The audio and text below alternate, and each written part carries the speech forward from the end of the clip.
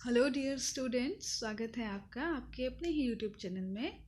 आज हम बात करने वाले हैं क्लास 7 की वर्कशीट नंबर 21 सब्जेक्ट साइंस पर। आज का हमारा टॉपिक है मानव में पाचन।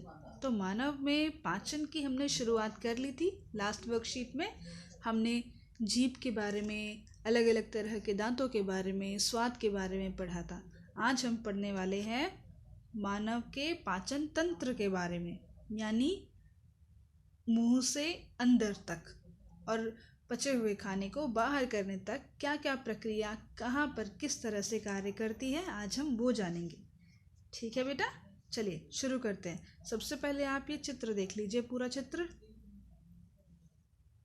ये रहा मानव का पाचन तंत्र। देखिए, खाना मुंह में आता है। जनरल शॉर्ट में बताती हूँ। पहले जब हम खाना मुंह में लेते हैं, काटते हैं, चबाते हैं, तोड़ते हैं, यहाँ से खाना नीचे हमारे पेट में पहुँचता है, पेट से हमारी आंतों में पहुँचता है, छोटी आंत में पहुँचता है, छोटी आंत से बड़ी आंत में पहुँचता है, बड़ी आंत से होते हुए शरीर से बाहर कर दिया जाता है बिना पचे हुए खाने को, जो कि वेस्ट था अब शरीर के लिए। ठीक है बेटा, चलिए अब इसको पूरा अच्छे से डिस्कस करते हैं। ये तो जनरल हो गया। शुरुआत करते हैं मुख एवं मुख गुहिका से। हमारे मुख के अंदर जो गुहिका, जो कैविटी है, जो गुफा है मुंह के अंदर, जिसमें हम खाना लेते हैं, भोजन का ग्रहण मुख द्वारा होता है। आहार को शरीर के अंदर लेने की क्रिया अंतर्ग्रहण कहलाती है। ये हमने लास्ट वीडियो में भी बात करी थी कि जब हम खाना मुंह के अंदर लेते हैं तो इस प्रक्रिया को अंतर्ग्रहण कहते हैं। अंदर लेना, मुंह के अंदर लेना, अंतर्ग्रहण, अंदर ग्रहण करना। ठीक, इसके बाद क्या होता है, जो निगला हुआ खाना है, मुंह में खाना लिया, जीभ ने खाने को लार के साथ मिलाया, मंड का थोड़ा पाचन हुआ, उसमें शर्करा बना जो हमको मीठा मीठा टेस्ट लगता है। फिर क्या होगा, खाना हमारे मुंह में जितना टूट सकता था, जितना पच सकता था, वो हमने कर लिया। अब खाने को नीचे भेजना पड़ेगा पेट में। इसके लिए जीभ धक्का लगाती है खाने को, और यहाँ एक पाइप होता है, एक ट्यूब होती है, नाल होती है, उस ट्यूब में जीभ खाने को भेज देती है, एक गोला सा बना के, बॉल बना के। फिर तो जो निगला हुआ भोजन है वो ग्रास नली, ठीक है ना, ये जो नली है इसको क्या बुलाते हैं, ग्रास नली, जिसमें से खाना नीचे जा रहा है, ग्रास नली या ग्रसिका में जाता है। ग्रसिका की भित्ति के संकुचन से भोजन नीचे की ओर सरकता जाता है। कैसे सरकता जाता है भोजन नीचे, मान लीजिए खाना यहाँ पर है, तो हमारी जो ग्रसिका है वो यहाँ से इस वाले भाग को दोनों तरफ से दबाएगी, पिचकाएगी, जिससे जो भोजन है उसको नीचे को धक्का लगेगा। जब भोजन यहाँ आ जाएगा तो ग्रसिका इसके थोड़े ही ऊपर वाले भाग से और सिकुड़ेगी, तो जो हमारा भोजन है ग्रसिका में वो धक्का खा के और नीचे आएगा। इस तरह खाने को धक्का देकर दे देकर भोजन को पेट में भेज दिया जाता है, यानी कि आमाशय में भेज दिया जाता है। हमारा जो हम पेट बुलाते हैं साइंस की भाषा में, उसको आमाशय बुलाते हैं। ठीक है, हमारा खाना आमाशय में जाएगा, ग्रसिका से होता हुआ आमाशय में जाएगा। अब ये आमाशय क्या है, आमाशय मोटी भित्ति वाली एक थैली नुमा संरचना है। पेट एक थैला है, एक्चुअली में पेट नहीं, आमाशय एक थैला है जो कि जिसकी जो भित्ति है, जिसकी जो दीवारें हैं वो बहुत मोटी होती हैं, मांस की। यह एक और ग्रसिका से खाद्य प्राप्त करता है और दूसरी ओर शुद्रांत्र में खुलता है। अब हमारे पेट देख रहे हैं आप, देखिए चित्र में देखिए, ये रहा, ये जो हमारा पेट है, एक तरफ तो जो पेट है, एक तरफ तो ये हमारा आमाशय, एक तरफ तो ये वाली ग्रसिका से खाना ले रहा है, दूसरी तरफ जो खाना खुद पचाएगा उस पचे हुए खाने को शुद्रांत्र में भेजेगा। ठीक है बेटा, ये जो ग्रीन वाला स्ट्रक्चर, ग्रीन वाला भाग दिख रहा है, खाना यहाँ नहीं आ रहा, खाना पीछे से यहाँ निकल के आ रहा है, एक्चुअली में ऐसे आ रहा है, और ये शुद्रांत्र है। ठीक है, और ये उसके ऊपर से क्रॉस कर रहा है, और ये जो क्रॉस कर रहा है ये बृहद्रांत्र है। हमारा खाना कहाँ आया? आमाशय से होता हुआ शुद्रांत्र में चला आया, बृहद्रांत्र में नहीं गया। चलिए, तो आमाशय का आंतरिक अस्तर, अस्तर जैसे अगर हम कपड़े सिलवाते हैं तो आपने सुना होगा अस्तर लगता है अंदर, यानी कि अंदर की सतह। आमाशय का आंतरिक अस्तर स्त्रावित करता है। अब जो हमारा आमाशय है जिसको हम पेट बुलाते हैं जनरली, उसमें से कुछ स्त्राव निकलते हैं। 3 तरह के स्त्राव निकलते हैं। कौन कौन से? पहला है श्लेष्मल, दूसरा है पाचक रस, तीसरा है हाइड्रोक्लोरिक अम्ल।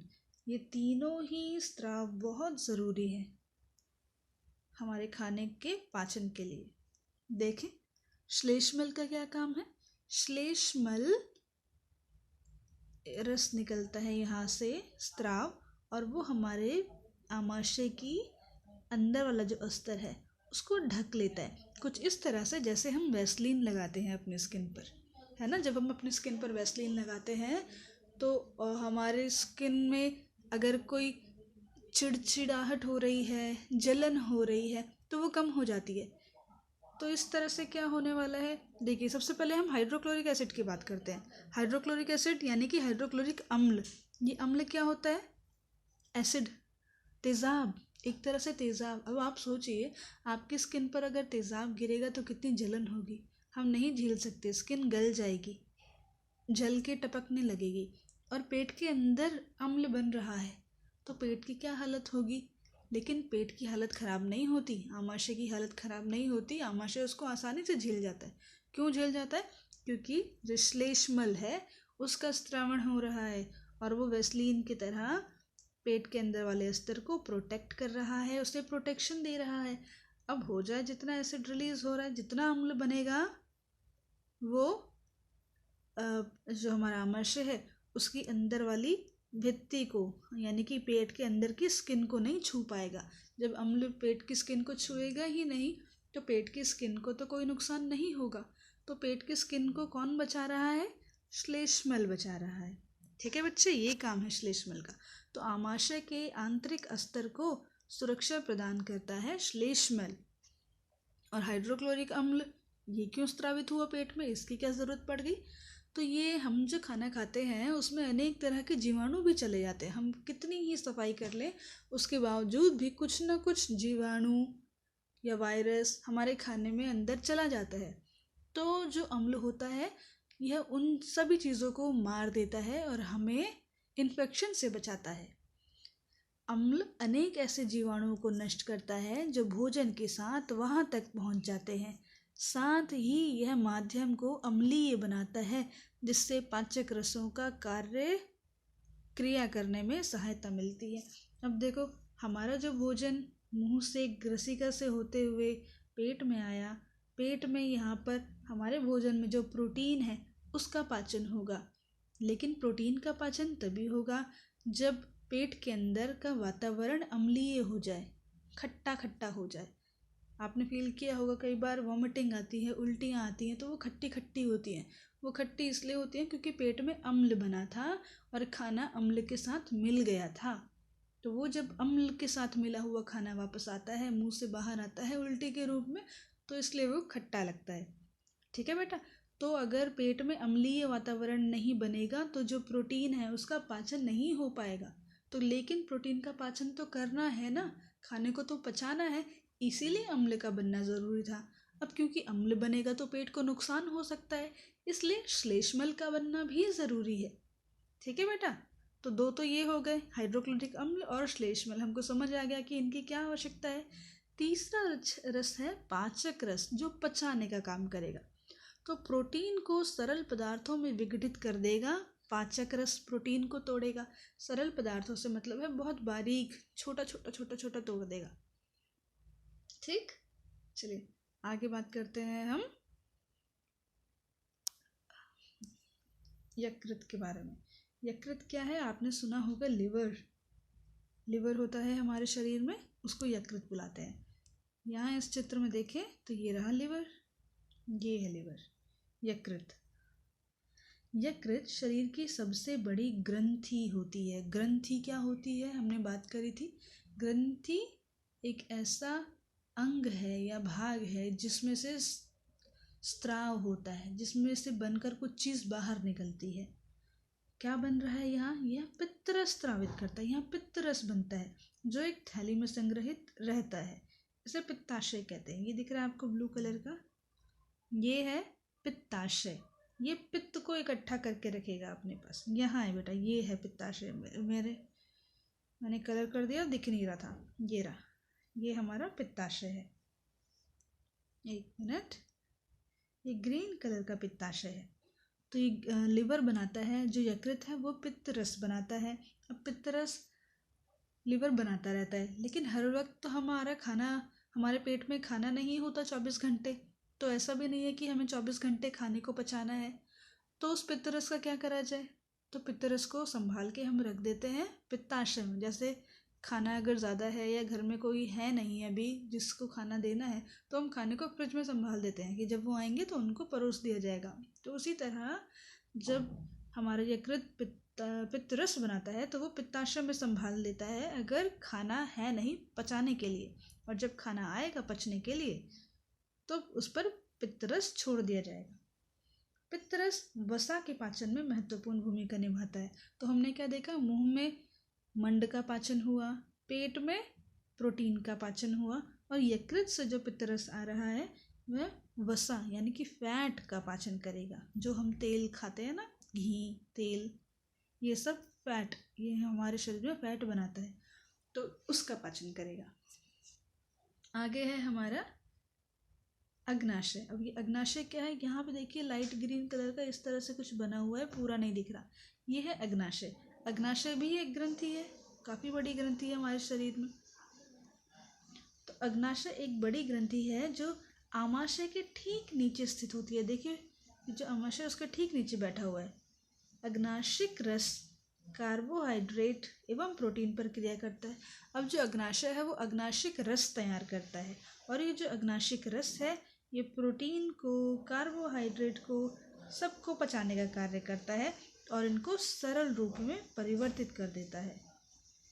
कार्बोहाइड्रेट सरल शर्करा जैसे कि ग्लूकोज में टूट जाता है, वसा अम्ल में टूट जाता है, और प्रोटीन अमीनो अम्ल में टूट जाता है। जब हम खाना पचाते हैं तो हमारा खाना छोटे छोटे बिल्कुल सिंपलर फॉर्म्स में डाइजेस्ट होता है, पचाया जाता है। तो हमने क्या देखा? जो अग्नाशिक रस है वो प्रोटीन, कार्बोहाइड्रेट, वसा सबका पाचन कर रहा है। ठीक है, अब हम आते हैं, देखिए पेट से खाना आया शुद्रांत्र में, और इतने में जब पेट से खाना शुद्रांत्र में आ रहा होता है तभी उस पर पित्तरस भी छोड़ दिया जाता है खाने पे, और उस पर यहीं से अग्नाशय से अग्नाशिक रस भी छोड़ दिया जाता है। यानी जो खाना, थोड़ा बहुत बचा हुआ खाना शुद्रांत्र में आया है, उस खाने में पित्तरस मिला हुआ है और उसी खाने में अग्नाशिक रस भी मिला हुआ है। तो पित्तरस और अग्नाशिक रस मिलकर खाने को और भी अच्छे से पचा देंगे। अब शुद्रांत्र में आ गए हम। शुद्रांत्र में आकर क्या होगा?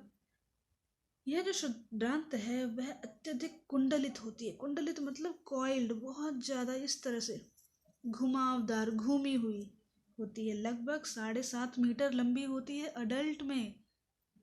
किसी वयस्क मानव में 7.5 मीटर लंबी होती है। यह यकृत एवं अग्नाशय से स्त्राव प्राप्त करती है, कि हमने पढ़ लिया यकृत और अग्नाशय से जो स्त्राव हुआ वो उसने प्राप्त किया। इसकी भित्ति से कुछ रस स्त्रावित होते हैं। अब जो हमारा शुद्रांत्र है उसकी भित्ति भी कुछ रस छोड़ती है अपने अंदर, और वो जो रस है वह भी खाने को पचाने का कार्य करता है। पचा हुआ भोजन अवशोषित होकर शुद्रांत्र की भित्ति में रुधिर वाहिका में चला जाता है। इस प्रकरण को अवशोषण कहते हैं।